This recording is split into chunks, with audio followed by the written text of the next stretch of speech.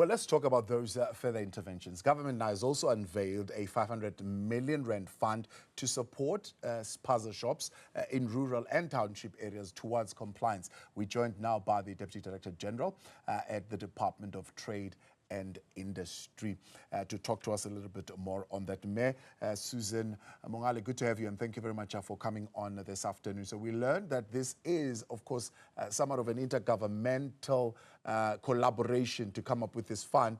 The Department of Small Business Development would have come in as far as they could with their budget. Yourselves have come in and have helped to enhance this budget to the point of 500 million.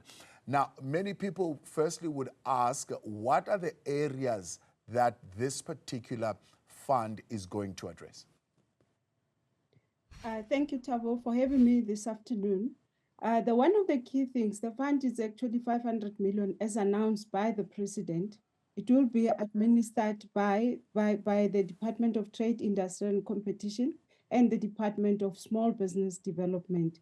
The main aim of the fund, because we're dealing with two issues, we're dealing with allowing small enterprises in the township, including spaza shop, to actually sell affordable food. We're also dealing with the fact that we need to refurbish and also train them with food hygiene. So the aim of the fund is for the refurbishment of the businesses, to make sure that they adhere to all the laws, they actually meet all the standards, but also to facilitate wholesale aggregation that will allow them to actually sell and have access to the products that are cheaper and be competitive.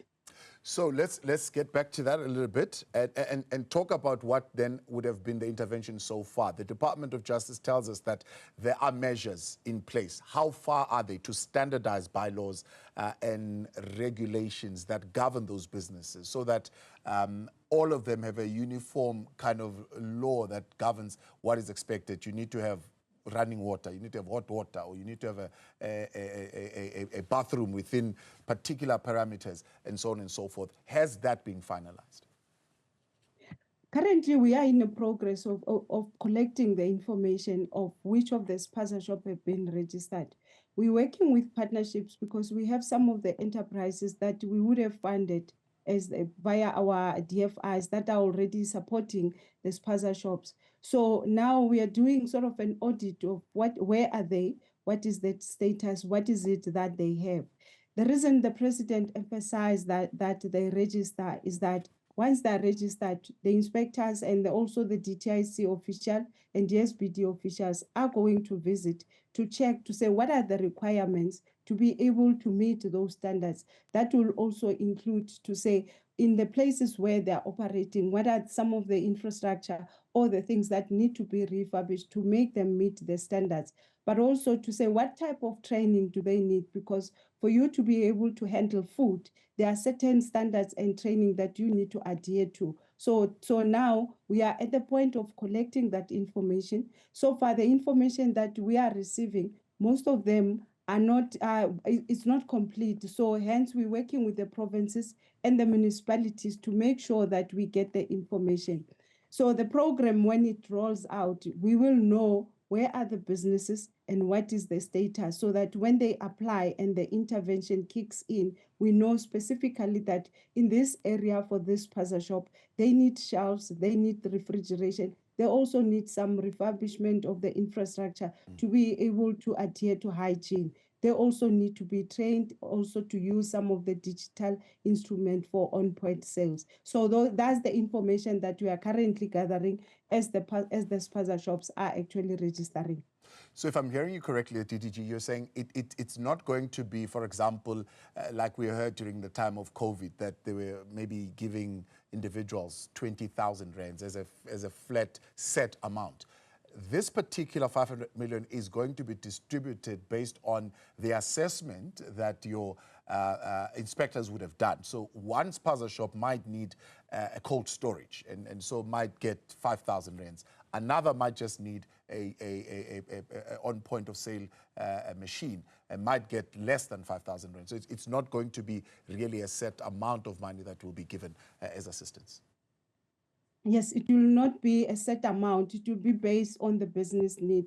And also to emphasize that we are building the businesses to also be sustainable. So it's not going to be, they're not going to be receiving money. The wholesale aggregation is for us to have to make sure that they have a facility where they access stock in a particular wholesale for a particular price. So hence, from the minister's as a statement that was issued during the week, he mentioned that we are in discussion with various stakeholders. The reason is for that is for us to be able to have a wholesale aggregation that allows spaza shop access to those stock in a cheaper price. And then after, let's say the other ones, they need cold storage, they also need some shelving. Then we then say, okay, for this particular spaza shop, we're going to be using the service providers that are going, that will be funded and facilitated by the DFIs to come and actually install that and make sure they get.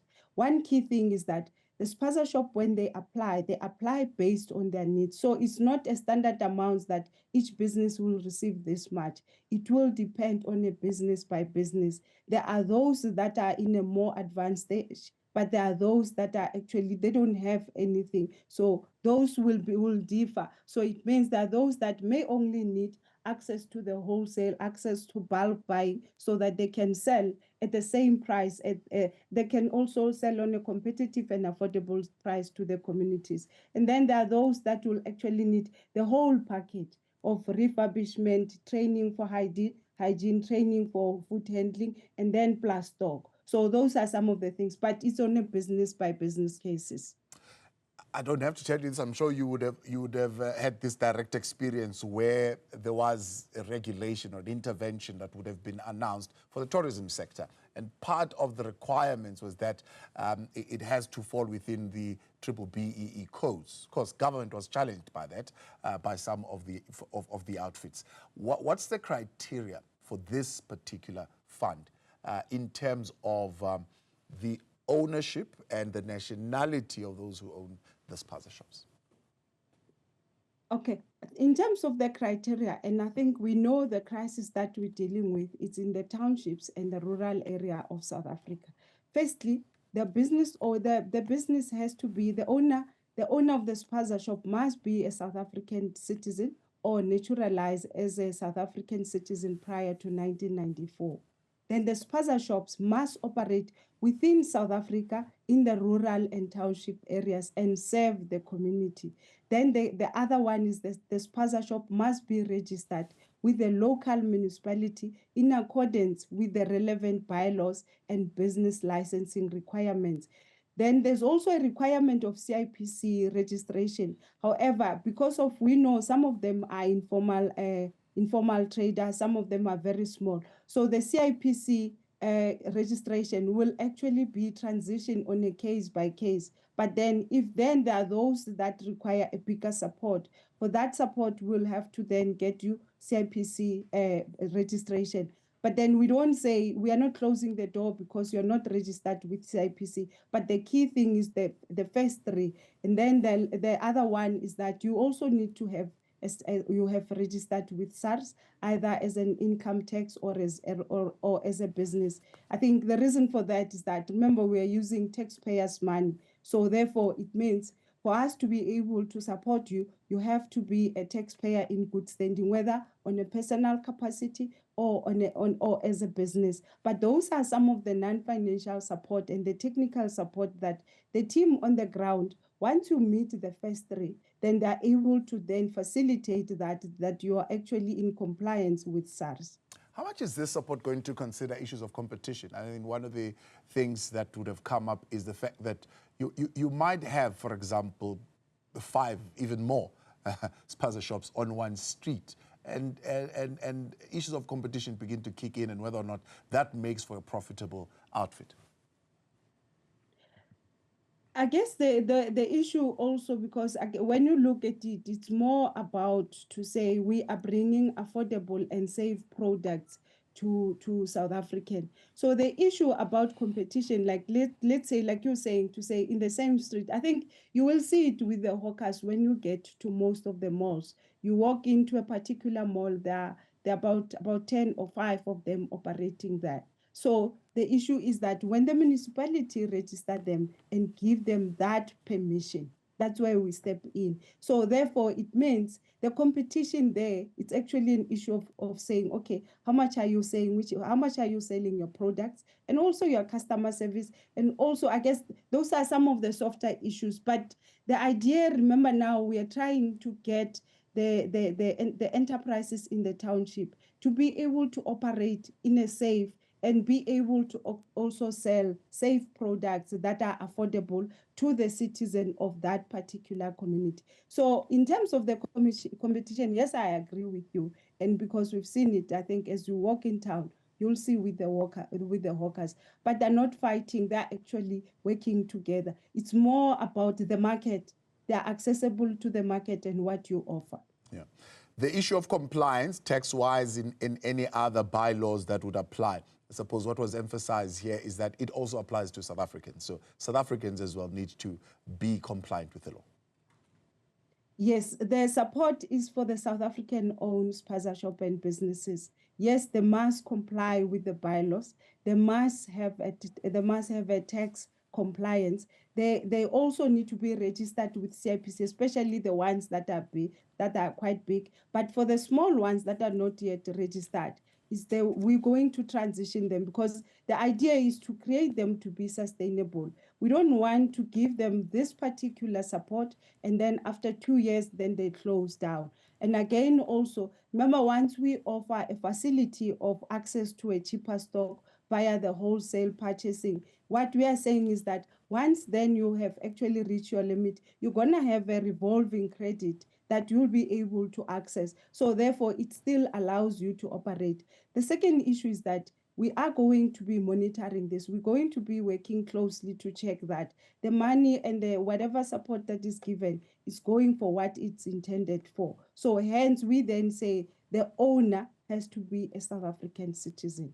Thanks. It might be still too early in the process. I don't know if you have made that decision, who the implementing agent is going to be. In terms of that, okay, there are two ways. The spaza shop owners will have to apply, because the first part I've put of them accessing the support, the one that goes with stock, refurbishment of infrastructure, refrigeration, and then dealing with the non-financial, like your capacity building, that goes direct. That's what the companies will actually be applying for. So then the back part of it is that we are still in discussion with the manufacturers. We're working with Proudly South African. Proudly South African, it's helping us to identify and have a database of the South African manufacturers of various goods. So then we're also working with the municipalities.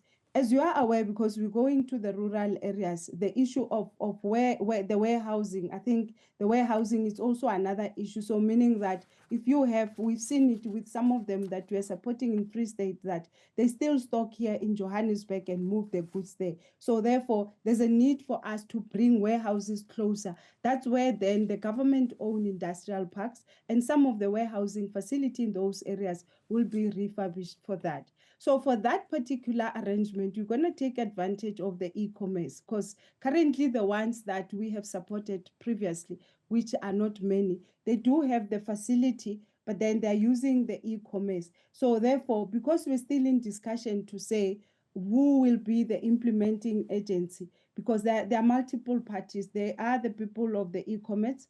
We have the industrial park where the warehousing and the packaging. Then we also have the distributors. So therefore, it's still on the part of saying, how do we get that? We are going to be working with the existing ones that we have already started funded previously to roll out. Then in other provinces, that's when we'll check to say, because most of them are not in all the provinces, we're going to establish. But the key decision, the key discussion is for us to talk to the manufacturers, to the retailers, that to actually negotiate that price, to say if they can give us these goods in this particular price, we know that they will then, the spaza shop will access them at a cheaper price. That's the negotiations that are still going on.